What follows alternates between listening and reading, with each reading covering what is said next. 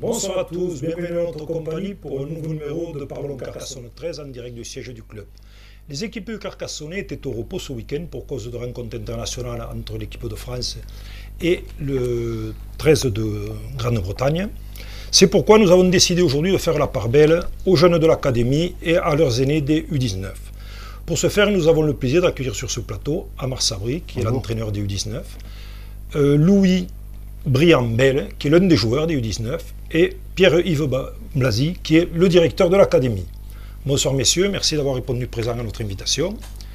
Première question pour vous, Pierre-Yves. Votre poste de directeur sportif vous offre un regard sur l'ensemble des entités de l'académie. Pouvez-vous nous faire un premier état des lieux quelques semaines après le démarrage de la saison? Oui, mais bonsoir à tout le monde. Donc, nous avons bien travaillé déjà en amont au niveau de l'académie pour pouvoir essayer de restructurer tout ce qu'il y avait à faire. Donc, oui, vous n'avez pas eu de grosses vacances cet été, quoi? Les vacances ont été assez courtes et nous avons quand même œuvré vraiment pour avancer. Les journées que nous avons fait, les journées découvertes, voilà, tout à fait, ont vraiment porté leurs fruits. Dans les catégories U7 et U9, où c'est peut-être anecdotique, mais on vient de me faire une demande comme quoi maintenant il nous manquait des ballons. Donc ça veut dire que si forcément il manque des ballons, c'est qu'il y a des mains au bout pour les attraper. Donc forcément c'est en bonne voie. Voilà, donc le travail est fait, le travail progresse, enfin, l'académie progresse. On a de nombreux éducateurs qui ont passé leur diplôme la saison passée, donc qui ont réussi et qui sont donc diplômés. Qui sont opérationnels. Voilà, qui sont opérationnels. Chaque catégorie a au moins deux éducateurs diplômés. Et donc ça nous permet vraiment de travailler avec les enfants. D'accord. Louis, comme il est de coutume lors de la première participation à cette émission, vous allez devoir vous présenter, donc nom, prénom, âge, qualité. En qualité, il n'y a pas grand-chose. Mais... Nous en parlerons tout à l'heure, voilà, c'est ça, ouais. Éventuelle. Non, mais moi, quel âge j'ai 19 ans. Oui. 19 ans, c'est Louis. Je fais du rugby depuis à la MJC, j'ai commencé quand j'avais 5 ans, en premier pas. On n'est que 2, je crois, être encore là. Et j'évolue au poste de centre. Des fois ailier, j'ai joué à l'aile, mais voilà. Et comment vous êtes venu au rugby à l'âge de 5 ans? Bon, avec la famille, bien sûr, mon grand-père, mon oncle, ma mère qui suivait vachement et puis qui m'a mis directement au rugby à l'âge de 5 ans. Quoi. Vous travaillez, vous faites des études? Je suis apprenti là en conducteur d'engin de TP. Donc à la suite de ça, on verra. J'aurai 2 diplômes et on pourra attaquer la vie active. D'accord. Amar, bon, vos débuts d'entraîneur ont été une totale réussite puisque votre équipe, les U19 sont largement imposés à Avignon. Je pense que vous êtes partagé un petit peu entre la satisfaction mais aussi la surprise parce qu'est-ce que vous les attendiez vraiment à ce niveau? Oui, parce qu'ils avaient effectué une bonne pré-saison. Il y a de l'envie dans le groupe, les entraînements sont de qualité. On leur dit après chaque entraînement parce que oui, on est surpris, ils avaient un manque de compétition suite au Covid. Mais voilà, donc face à cette équipe d'Avignon, ils ont fait ce qu'on leur a demandé. Donc on est fiers de ça. On est content parce qu'ils ont rien lâché, ils étaient solidaires dans l'équipe. Ça vous a rassuré quand même cette prestation parce que finalement vous aussi vous partiez d'une feuille blanche puisque la saison avait été interrompue, il y avait 2 saisons pratiquement qui avaient été blanches et vous remettiez le pied à l'étrier sans trop de certitude quand même. C'est ça, on ne savait pas trop où on partait, même si on sait qu'on est un groupe de qualité qui veut progresser et travailler. Donc voilà, on a confiance en notre groupe. C'est sûr que tout n'est pas parfait et ça ne le sera jamais. Mais les bases qu'on leur a données, ils les ont respectées. Et la preuve, la victoire est là avec un bon petit score. Oui, parce qu'au départ, je sais que vous aviez dit que l'essentiel, c'est la question que je posais à tes autres jours, c'était de prendre du plaisir et de faire progresser les garçons. Donc tout est sur la bonne voie. C'est ça, il y a eu du plaisir, on l'a vu après la victoire. Donc on est très content de ça. Oui.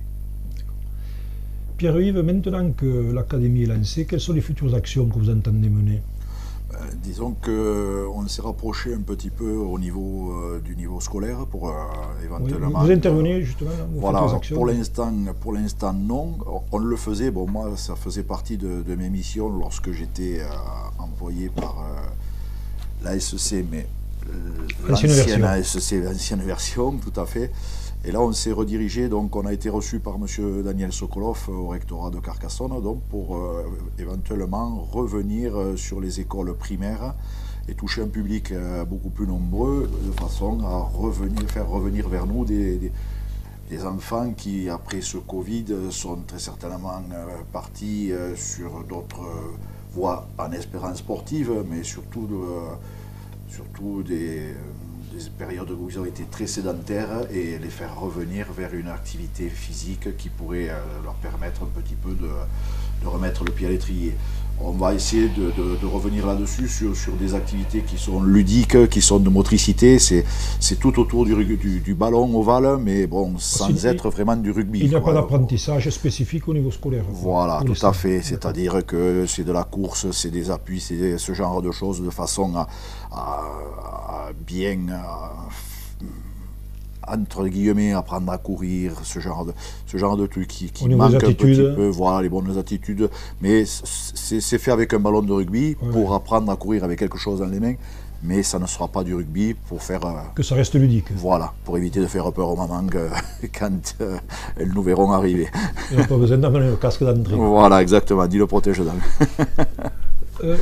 Pierre-Yves, pardon, comment fonctionne votre staff avec Jean-Claude Rodriguez et Christophe Ferrer? Disons que là maintenant... Comment sont réparties les tâches? Voilà, c'est un staff qui est extrêmement bien rodé, donc puisque maintenant cela va faire quand même 5 ans, 5 saisons que nous travaillons ensemble. Avec Jean-Claude, nous nous connaissions déjà de l'époque en tant qu'ancien joueur, oui. Avec donc chacun sa carrière. Voilà, donc on fonctionne très bien. Jean-Claude en plus a 2 casquettes, il a une casquette d'adjoint, il est vraiment très opérationnel dans tout ce qu'il ramène dans son savoir, de par toutes ses connaissances et tout. Et puis surtout, c'est notre soigneur, avec des connaissances aussi là qui sont vraiment très importantes. Dès qu'il y a un petit bobo sur un jeune, ou un petit strap à faire, des trucs comme ça, et ça vraiment là-dessus, il est très opérationnel. Christophe est plus axé sur la préparation. Voilà, tout à fait. Et bien entendu, il y a Christophe Ferrer qui est venu, qui est un transfuge lésignanais, puisque il est... Encore voilà.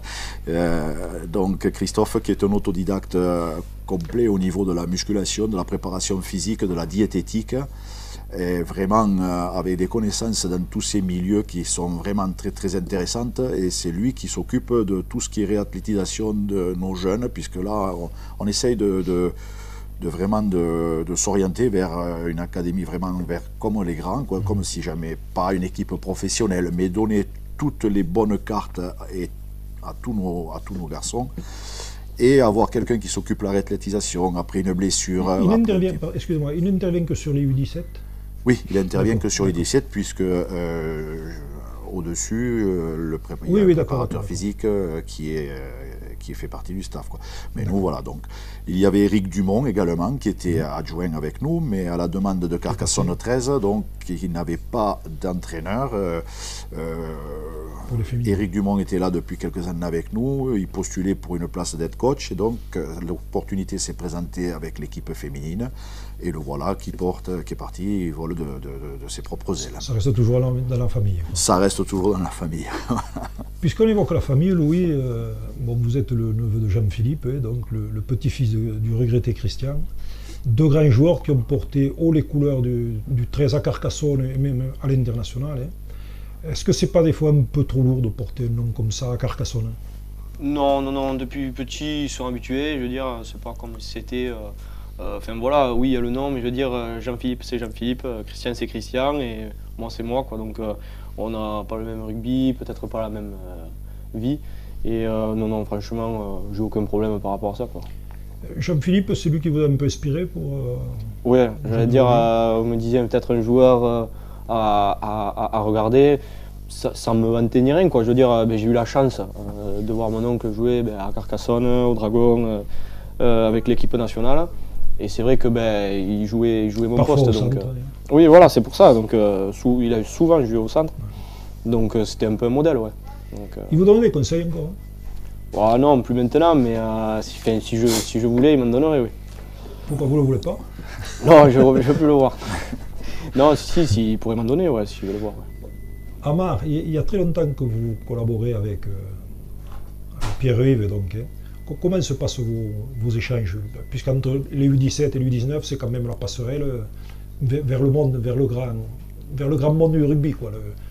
Non, on voit qu'il y a des joueurs, des juniors 1, on en a pas mal qui sont montés. On voit qu'ils sont, c'est des joueurs de rugby, voilà, ils ont du ballon, ils sont intéressés par ce que l'on propose. Ils sont beaucoup à l'écoute, donc on sait que voilà, ils sortent pas de nulle part, quoi. Ils ont été bien encadrés, et voilà. Après, c'est à nous de les faire travailler sur d'autres points qui monteront au niveau.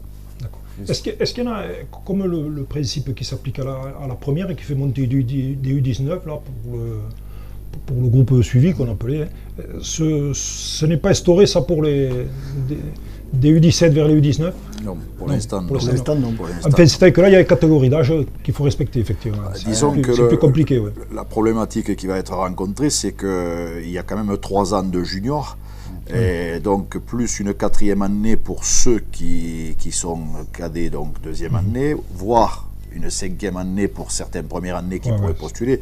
Après, bien entendu, que dans le surclassement, on pourrait très bien avoir des garçons qui peuvent jouer à l'étage supérieur sans aucun problème, comme on le voit avec des juniors qui évoluent notamment à l'étage supérieur, comme Lucas Rodriguez, voilà, ou Thibaut Marty, qui sont encore juniors. Là, il n'y a aucun souci là-dessus. On pourrait vraiment.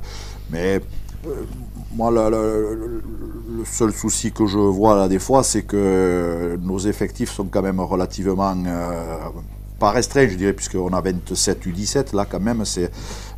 Voilà, mais il y a un bon groupe, il y a un groupe qui est extrêmement étoffé en U19. Bon, après, il faudra lancer, parce qu'il y a certains garçons, il faut leur...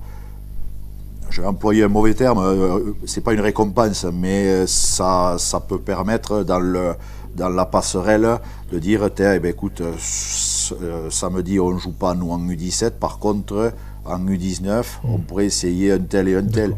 Et ça, je pense encore avec Teddy et Amar, on ne l'a pas vraiment évoqué, on l'a évoqué avec... Vous échangez régulièrement quand même. Disons qu'on se voit quand même, on se voit, on se téléphone. Moi j'ai beaucoup plus de contact avec Jean-François qui est mon pendant donc à Carcassonne 13, donc on était encore au téléphone ensemble ce matin et c'est lui après qui fait la transaction. Mais non, je pense que s'envoyer un message intéressant aussi, leur faire faire toute une saison.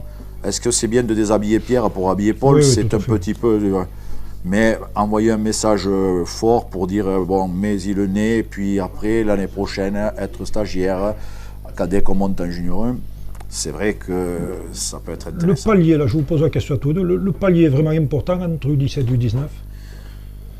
Physiquement, déjà, c'est un autre monde. Voilà, physiquement, bon, l'avantage que l'on a, c'est qu'on a des garçons qui ont commencé déjà à rentrer dans des pôles espoirs ou dans des crêpes, donc qui suivent une activité physique beaucoup plus étoffée. Parce que après, lorsque vous rencontrez, que vous montez en U19, vous avez tous ces garçons qui ont mis déjà le pied à l'étrier en élite et en élite 1, donc forcément ça crée vraiment des fois de gros déséquilibres. Mais préparer comme on les prépare actuellement, comme je vous l'expliquais tout à l'heure, avec un staff qui est vraiment opérationnel. Je vois que Amar relève bien que sur le match d'Avignon, moi j'ai la feuille de match avec moi, j'ai pris et je m'aperçois quand même qu'on rentre à 17 avec cette première année sur le match, et cette première année qui était l'année dernière avec nous et qui ont fait 3 matchs de championnat et 4 matchs amicaux, parce qu'on a vraiment fait le forcing dans la formation, vraiment pour qu'ils arrivent à continuer. Et on a fini première semaine de juillet, vraiment pour qu'il puisse que ce palier soit vraiment le plus mince possible, quoi. Oui, oui, Voilà. d'accord. Louis, vous retrouvez donc la compétition après plusieurs mois de repos forcé. Hein. Comment vous avez vécu cette période, autant moralement que physiquement? Est-ce que physiquement vous avez continué à faire du sport quand même, ou vous avez carrément coupé? Et moralement, comment vous avez vécu d'être coupé des copains, enfin, et de cet environnement? Moralement, c'est très frustrant parce qu'on se dit junior, je vois mon oncle, moi, il m'a dit junior, c'est mes meilleures années quand on est jeune. Donc c'est frustrant de ne pas pouvoir avoir ce temps de jeu. On a pu faire quelques entraînements, mais c'est vraiment le but de la compétition qui a manqué. Et physiquement, non, depuis tout petit, je suis une famille, un garçon qui a toujours fait du sport, de la course ou même dans le jeu basique. J'ai toujours fait du sport, donc, mais c'est vrai que ça a manqué au niveau physique un petit peu aussi. Ouais. Et comment s'est opérée la reprise donc, avec un nouveau staff, des nouveaux partenaires? Hein? Est-ce que vous avez trouvé vos marques rapidement? Ouais, ils nous mettent directement à l'aise. Enfin, voilà, je connaissais déjà Amar, je connaissais déjà Teddy. Puis le groupe s'est vite formé aussi. Il y a une bonne entente au sein du groupe. C'est vraiment agréable. Vous étiez en pays de connaissance avec la plupart des garçons? Ouais, quasiment. Ouais. Il y avait quelques nouvelles têtes, mais je veux dire, dans le groupe. Il y a eu des recrues à ce niveau-là, Amar? Oui, il y a des joueurs qui sont revenus au club. Puisque bon, il y a 6 ou 7 jeunes qui sont montés. Donc. Oui, il y a des jeunes qui sont montés, il y a des joueurs qui sont revenus au club. On a un autre joueur qui nous vient du 15, donc oui. Mais ils sont tous bien intégrés au groupe, puisque voilà, et en général, les joueurs se suivent, donc c'est plus facile à intégrer des nouveaux joueurs. Oui, après ils sont amis dans la vie en général, bon, ça crée quand même des liens et ils ne se sont pas perdus de vue pour autant. Pierre-Yves, comment jugez-vous la QV des U17 2021-2022? Est-ce que c'est une bonne QV selon vous? Voilà, bien que c'est peut-être un peu prématuré pour en parler. Mais... Disons que, est-ce qu'on est vraiment dans du bon vin parce qu'on n'a pas trop quand même l'ancienneté de... C'est la période de primeur. Hein. Voilà, donc on va partir sur un bon primeur. Donc, on a vraiment un groupe on a bien travaillé, on a un groupe qui est... Comme je vous disais tout à l'heure, où on est 27 quand même, dans cette catégorie-là, c'est intéressant.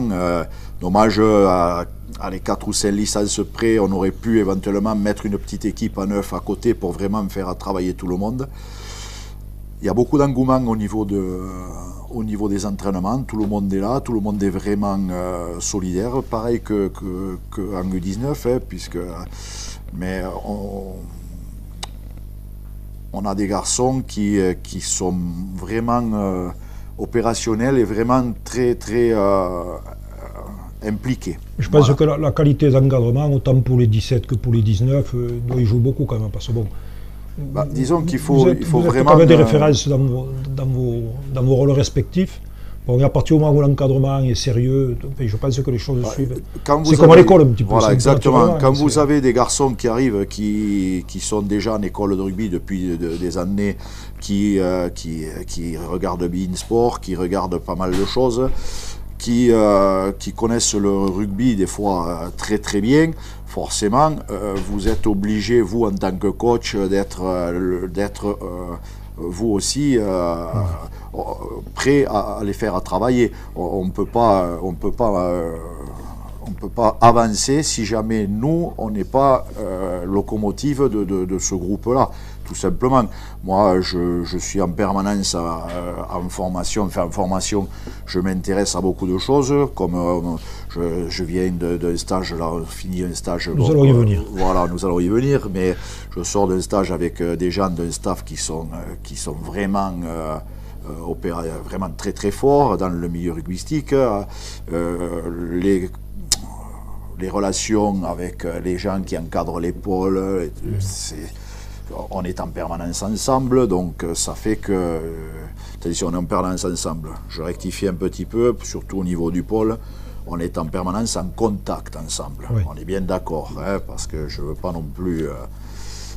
nous sommes avec, pour le citer, Florent Tost ou Patrick Caberola, très amis, et là, je sais que toute question... Il y a de l'échange. Voilà, il y a énormément d'échanges, autant avec Florent qu'avec... Et de confiance. Et voilà, de la confiance qui est réciproque des deux côtés. Donc forcément, on est alimenté en permanence avec des gens de haut niveau. Donc vous retransmettez le savoir, quoi. En fait, c'est de l'enseignement. C'est de l'enseignement où on se remet en question quand même en permanence, parce que je ne peux pas enseigner moi ce que l'on m'a enseigné il y a 40 ans en arrière. Je serais complètement obsolète, tout à fait, vous comprenez bien. Là maintenant, chaque année, il y a une remise en question à faire, donc il y a un fil d'Ariane qui est fourni par l'entraîneur de l'équipe élite qui transmet à l'entraîneur d'équipe junior élite et qui forcément découle, voilà, avec une application qui est mise au niveau du public que l'on a. Voilà. Moi je ne peux pas demander ce que Teddy et Amar demandent à des U19 et a fortiori ce que demande Fred au-dessus. Chaque catégorie a ses spécificités. Exactement, mais on parle le même langage. Voilà. C'est important au niveau de l'esprit sportif du club et de l'esprit rugbystique aussi. Exactement. Et pour revenir à ce que l'on disait tout à l'heure, si jamais un garçon monte dans la catégorie supérieure, il n'est pas épuisé. Il n'est pas trop épuisé. Et comme disait Amar, tous nos jeunes qui sont montés d'une saison, sachant pertinemment qu'ils n'avaient pratiquement pas joué, mais on les a maintenus vraiment. Dès qu'on avait le feu vert pour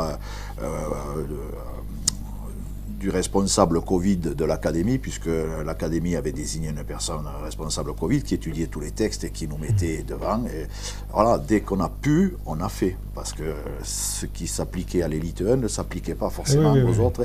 Et on avait quand même un carcan qui était vraiment très serré. Mais on a pu énormément pratiquer, quoi.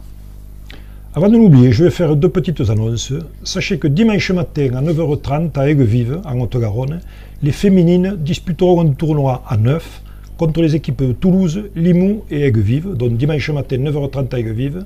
Et dimanche, avant les rencontres des U19 et de l'équipe élite contre Albi, il y aura un repas d'avant-match, un casse-croûte avant-match à 11h30.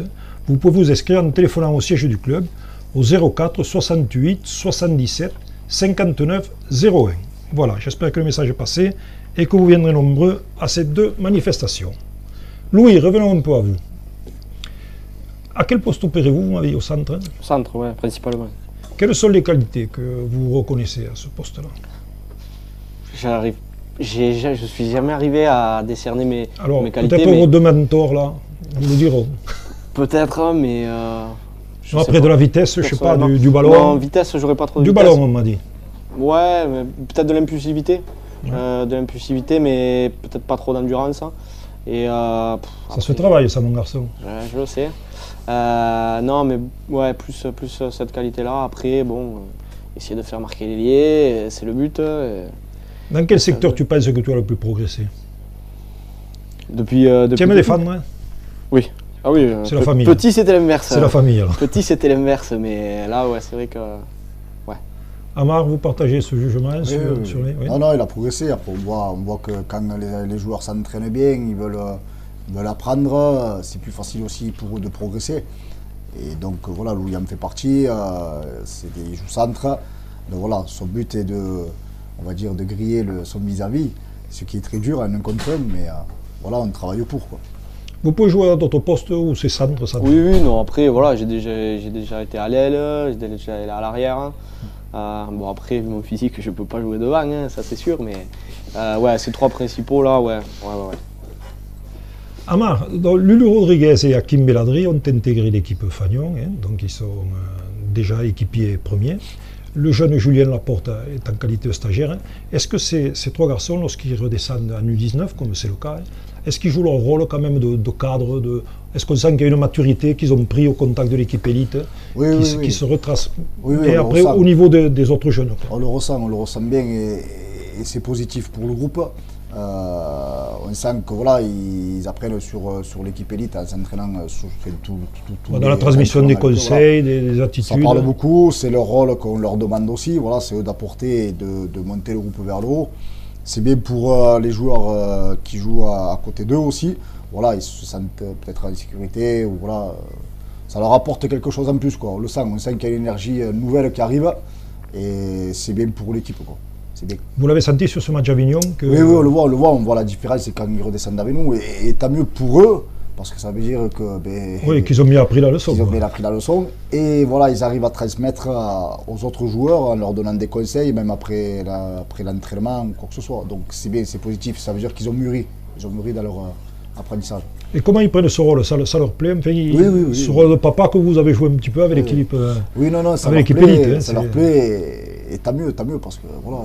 Vous vous en servez de relais après vous, même carrément auprès de... c'est le but aussi. Voilà, pour transmettre éventuellement les consignes. Parce que voilà, ils sont amis déjà aussi avant tout, donc ça peut, voilà, on peut passer par eux pour leur donner des conseils pour d'autres joueurs, donc c'est bien pour ça aussi. Pierre-Yves, donc, vous faites également partie du staff de l'équipe tricolore des U17 français, donc avec Patrick Limongi, Fabien Denis et de nouveau Florent Tost. Vous avez eu cette semaine, je crois, un stage de préparation, enfin, je ne sais pas si on peut l'appeler comme ça. Hein. Tout à fait. Vous avez réuni des garçons, dans quelle optique, comment se sont passées les choses? Disons que...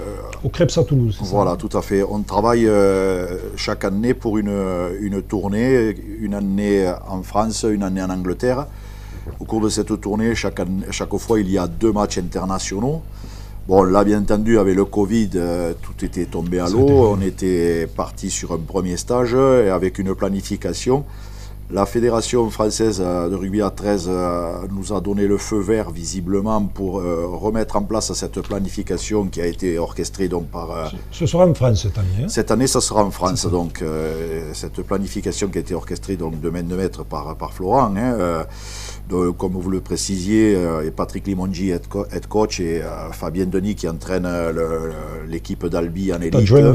Voilà, est adjoint avec moi, plus Canary Bergal et Gilles Albert qui font tout ce qui est les petites mains, l'intendance et tout. Et là, avec nous, il y avait également Hubert Sournis qui était le kiné, qui était avec nous. On avait vraiment un staff médical qui était avec nous, c'est très important. Donc on a fait un premier stage de détection, mais sans avoir fait de match de championnat, donc dans la catégorie U17, on s'est appuyé sur le travail qui avait été fait dans l'épaule et au Krebs de Toulouse, plus bien entendu des jeunes qu'on avait vus sur différents tournois et que l'on connaissait, puisque ça fait maintenant quelques années. Combien de garçons étaient concernés là? On a pris 30 garçons pour le premier stage, donc on va en reprendre 30 au mois de décembre, et normalement sur la planification que l'on a mis en place, il y aurait 4 stages de détection de 2 jours où on met à peu près 30 garçons. Pour en sortir 21 à la sortie, c'est ça? Hein? Voilà, à la fin 21. Il y aura ensuite, normalement, dans la chronologie, un intercomité province, puisque certains départements sont représentés en tant que province, comme le département de l'Aude ou le département des Pyrénées-Orientales. Et ensuite, donc là, il y aura 4 équipes et on va essayer de voir 100 jeunes autour de ce tournoi. Donc, je pense que quand on va arriver vraiment sur les stages France de fin juin et la tournée de juillet, compétition en juillet, là je pense qu'on aura laissé passer personne à travers les mailles et que l'on aura vu tout le panel des U17 français de façon à arriver contre les Britanniques avec une équipe opérationnelle. Justement, vous parlez britannique, est-ce que le calendrier est figé? Parce qu'à un moment, il était question peut-être de se tourner aussi vers les Écossais, vers... Oui, 2 nations qui se rencontrent avec... Le Pays de Galles aussi. Voilà, le Pays de Galles. Je pense, le Pays de Galles a été rentré en contact il y a 2 ans donc avec nous pour éventuellement faire un échange. Un échange juste avant les 2 matchs contre les Anglais. On avait répondu favorablement, mais malheureusement, le Covid est passé par là. Les Anglais, les Gallois et les Écossais se sont rencontrés. Donc c'est une porte ouverte, sachant que ce qui les intéresse dans cette catégorie-là, c'est que on est sur je crois sur les 10 ou 12 dernières années à un 50-50 entre les victoires et les défaites. Contrairement à ce que beaucoup de personnes pensent sur les forums, on n'est pas ridicule. On est vraiment sur du boulot qui est vraiment très bien fait, et malgré un cheptel, je dirais, bien plus réduit que nos amis britanniques, on arrive à les contrer sur des matchs, quoi. Les 2 derniers matchs en France se sont soldés par 2 victoires de notre équipe, donc avec des garçons qui sont maintenant, comme Thibaut Marty, qui sont en équipe élite, quoi. Voilà. Louis, qu'est-ce que ça vous inspire le fait de côtoyer des garçons comme Amar, comme Teddy, qui à l'époque, il n'y a pas si longtemps que ça, jouait avec votre oncle? Ben, déjà, ça fait plaisir parce qu'ils peuvent nous enseigner du bon rugby et ils savent comment l'instruire, puisque ils ont joué il n'y a pas tellement que ça, on les voyait encore jouer il y a 2, 3, 4 ans. Donc non, c'est vraiment agréable, on apprend bien. Quel genre d'entraîneur ils sont? Sévère, rigoureux? Très sévère, très sévère, vraiment invivable. Non, c'est très, pas comment expliquer ça, professionnel, vraiment très rigoureux, mais c'est ce qui nous apprend bien et après on se lâche un peu, on rigole, mais on apprend vraiment bien, c'est carré, quoi. Quand c'est sérieux, c'est sérieux. Ouais, il y a un temps pour tout. Bon, venons-en à cette équipe U19 qui reçoit ce week-end Albi. Albi qui a battu Toulouse la semaine dernière, un gros adversaire, un gros paquet d'avant, je crois. Oui, on a regardé le résumé avec Teddy. Il y a une bonne équipe à Albi, donc voilà, c'est un match, on ne peut pas prendre à la légère, bien sûr, comme tous les matchs. Il s'appuie sur un gros paquet d'avant. Donc voilà, on a travaillé déjà dès mardi à l'entraînement, on va travailler encore ce soir et demain pour arriver à contrer cette équipe d'Albi. Et voilà, on sait qu'il y a de bons joueurs et il faudra faire attention, quoi. Si vous aviez, au vu de la prestation d'Avignon, s'il y avait un seul point à améliorer, ce serait lequel au niveau de votre équipe? Bon, bien sûr, faire moins de fautes, mais être constant sur le maximum de minutes, même si voilà, on ne peut pas être, dès le début de championnat, être constant sur 80, ça on le sait très bien, mais voilà, faire moins de fautes, on va dire, allez. Il n'y a pas de blessés? Non. Est-ce que vous allez faire tourner l'effectif un petit peu? On va essayer certains joueurs, oui, pour voir, puisqu'ils ont le mérite aussi, puisqu'aux entraînements ils travaillent bien, et voilà, ça nous permet de voir un peu le groupe, comment il vit, parce que voilà, il y a une bonne concurrence, et voilà, ça permet aussi de pousser les autres joueurs vers le haut. Pierre-Yves, j'imagine que vous avez suivi avec attention la rencontre entre la France et l'Angleterre le week-end dernier, donc samedi dernier à Brutus. Tout à fait. Comment avez-vous trouvé la prestation des Français? Ben, on a eu un démarrage assez poussif, je dirais, quoi, donc qui a permis aux Anglais. Les premières 20 minutes sont assez douloureuses. Ben, disons qu'on craignait le pire, quoi. Et puis je pense qu'après, le rouleau compresseur anglais s'est un peu enrayé, et c'est un peu enrayé. Alors certains disent que les Anglais ont lâché. Non, les Anglais ne lâchent jamais rien contre les Français. Ils ne lâcheront jamais rien. Si jamais le score est moins flatteur pour eux à la fin, c'est tout simplement parce que nos Français ont laissé tout ce qu'ils pouvaient laisser. Ils ont contrarié. Voilà, exactement. Ils ont contrarié sur leur système de jeu. Et ils ont su essayer de contrer ce Romsley devant qui a été énorme, qui les a remis chaque fois devant en marchant avant. Mais moi je trouve que si on efface ces 20 minutes, c'est pas trop mal. Voilà, le tirage de maillot de Romsley sur le camp, sur le dernier, aurait peut-être mérité d'être visionné par l'arbitre. Oui, il y a eu des occasions d'essai après. Voilà, donc tout n'est pas à la forme, après voilà, tout simplement. Mais moi, j'ai pris plaisir à regarder les féminines. J'ai pris plaisir à regarder l'équipe 1. Il y avait longtemps qu'on ne s'était pas fait plaisir de les accrocher quand même. Bon, après, nous on les a connus, on les a connus perdants, les Anglais. Donc voilà, mais les plus jeunes pensent peut-être que ça n'existe pas, mais si, ça existe. Vous êtes optimiste pour le rugby à 13 ans en France, hein, très honnêtement? J'avais un petit peu d'amertume à Brutus de voir qu'il n'y ait que 5500 personnes. Voilà. Sachant qu'on a annoncé 12 000 pour le match des Dragons catalans, que je suis exactement, je suis vraiment très content de leur performance, et sur le Théo, où il y a 9 000 personnes. Je pensais que le peuple trésiste se serait vraiment regroupé. On était 5500, c'est pas mal, parce que malheureusement pour les finales, on était beaucoup moins l'an dernier, mais je pense qu'il y a de l'engouement, je pense. Il y a de l'engouement parce que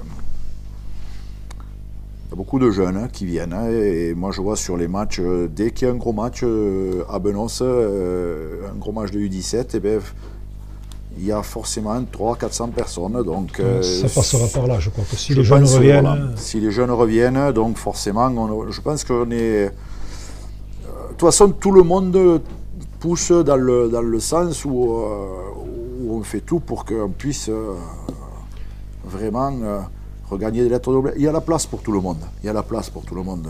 Pas la peine de regarder ce qui se passe chez les autres. Et voilà. Moi, je suis des matchs de rugby à 15, je suis des matchs de rugby à 13, je regarde du foot.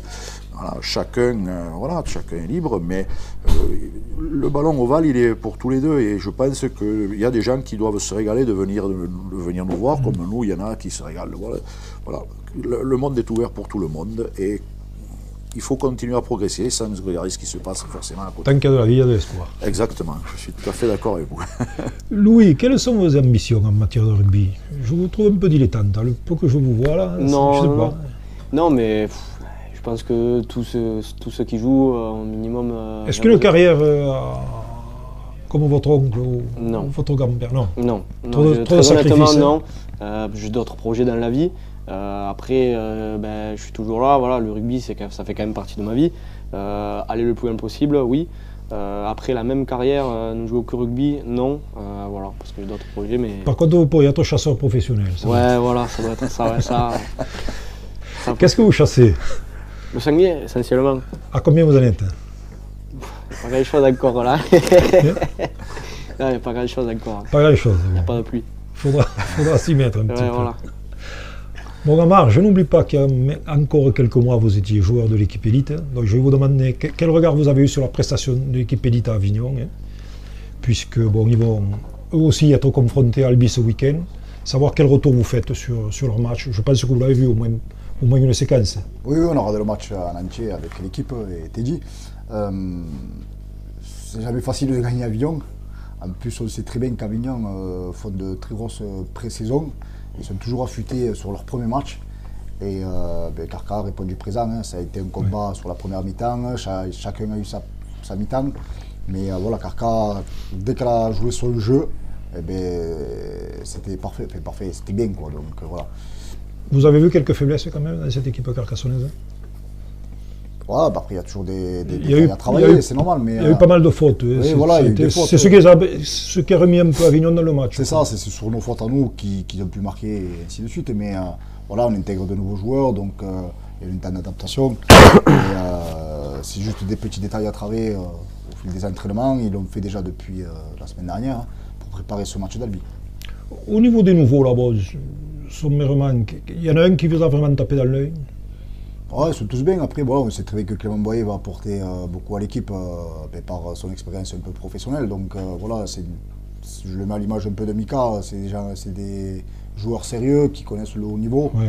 Et voilà, ils sont là pour faire avancer l'équipe et on l'a très bien vu.